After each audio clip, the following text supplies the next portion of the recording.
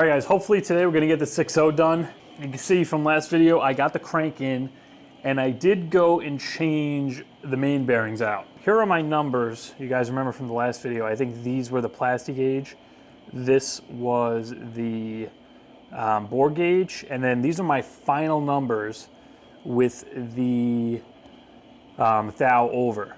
So you can see huge difference. We went from 1 thou here all the way up to 22, 15 to 29, 1 thou to 29, 15 to 30, 15 to 29. So the lowest being 22. We're pretty close to the recommended bearing clearances from the bearing manufacturer. They want 25 to 30, that extra 5 for, you know, if it's a high performance motor. I got them at 22 to 30. So I'm very happy with these numbers. They are way better than these. I also went and started on the rods. I got 2 of them in there, torqued down. I did the same exact thing because when I went to start measuring the rod bearings, the clearances were at like 1 thou. I just did 1 or 2 of them. They were both at 1 thou.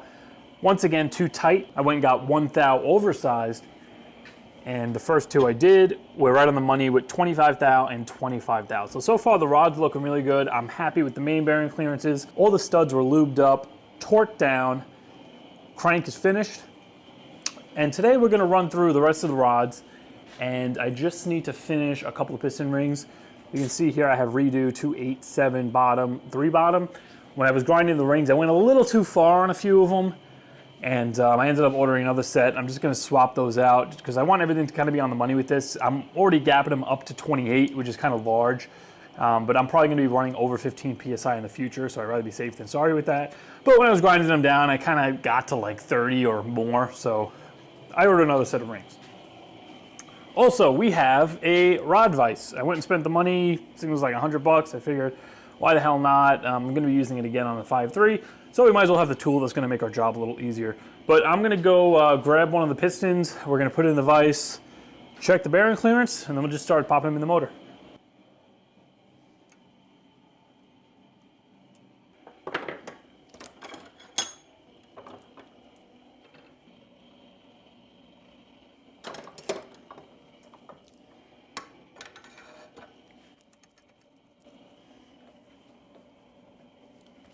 I think just for the sake of comparison, I'm gonna put the standard size bearing in there that came with the kit, just to show you guys the difference.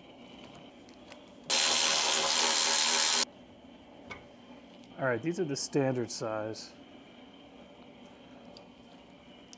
that came with the kit.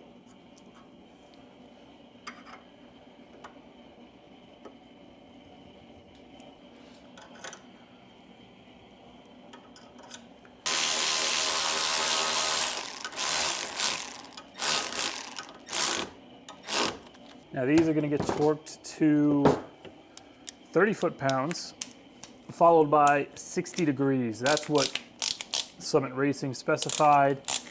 And I left a comment to Travis, who's been helping me out with this, because he's running the same rotating assembly, so I've been asking him kind of like spec-related stuff.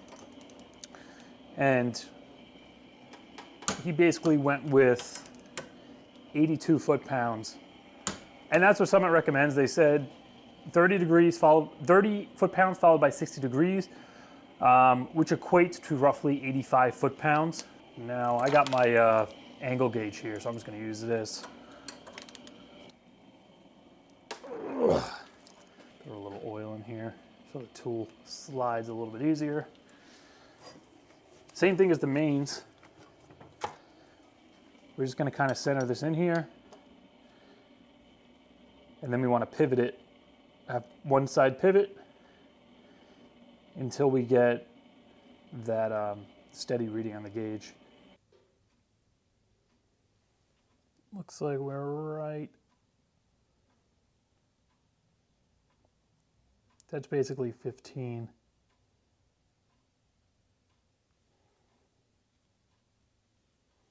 So with the standard size bearing, we're at 15 thou, which is a little bit tight.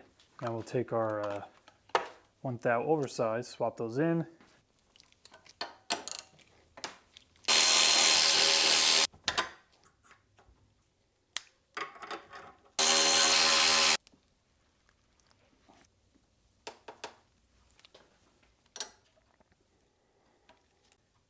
can see, now we're at, it looks like right on the money at 25 thou.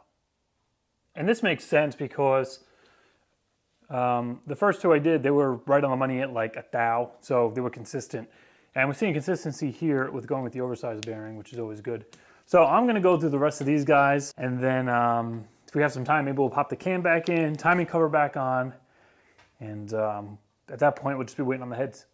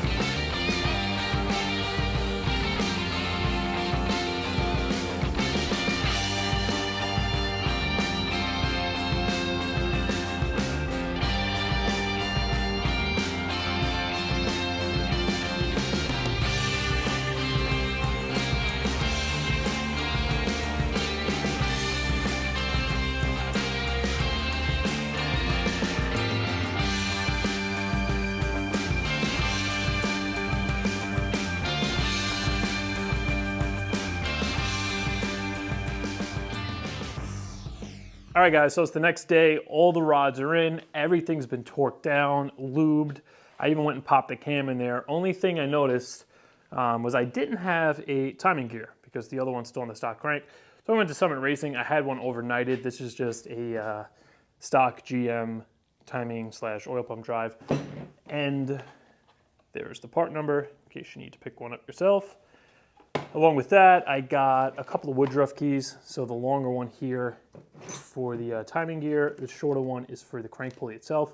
Good thing is the Summit crank comes keyed for the crank pulley, and our LSA balancer is keyed. So I should just reuse this, and we don't actually have to drill the crank like I had to do with the 5.3. I also went and picked up this this grommet for the harness, because this is in the manual for the Holley Terminator. This is the one they recommend to use with their harness. So we'll be able to get that ran through the firewall. Got everything to get our timing finished up. So before I pop the timing gear on, I'm just gonna go through the clearances with you guys real quick. Here's everything I ended up with. So right off the bat, I just wanna mention, I noticed it when I was editing last night. I'm pronouncing all this wrong. It's not 25 thou, 25 thou, 28 thou, it's 2.8. I'm just calling it that because I'm seeing a 25, I'm seeing a 28, and that's just the way I'm calling it. So the numbers are accurate. I'm just relaying it to you guys wrong. So my apologies for that. But basically picture a decimal in between all these numbers, because this is 2.5, 2.5, 2.5, 2.5, 2.8, 2.2, 2.3, 2.8. So I'm happy with all those rod numbers. We're gonna leave them there. I did go and remeasure the crank thrust. That is at 4 thou. I think with the stock one, it was at like 6 or 8. A little tighter, but it is within spec, so that's fine. And the rod side clearance came out to 15, is that tenths? Or is that 15 thou? It's 0.015. However you pronounce that, that's the number for the side clearance. Once again, the decimals make my head hurt. And all that measurement is the rod side clearance. So the space between the two rod ends, you see that little bit of movement there? That is that measurement, and we are even all the way across. All right, guys, I think I'm gonna end this one here. I didn't get as far as I thought I would, but the short block's together. All that's left to really do is put the windage tray on, the pickup tube, the oil pan. I'm gonna have to modify that windage tray a little bit, because if you guys remember when I put the stock stuff back in here, we had a problem with the pickup tube clearing, so I either got to clearance it or do something else. But right now, I got the pulley on.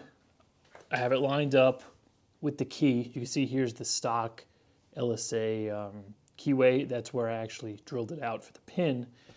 And unfortunately, I don't have my tool to press this down. I just lined it up, put a piece of wood on it, gave it a whack with the dead blow mallet. But unfortunately, this isn't down far enough to even grab any threads to even attempt to pull this thing down.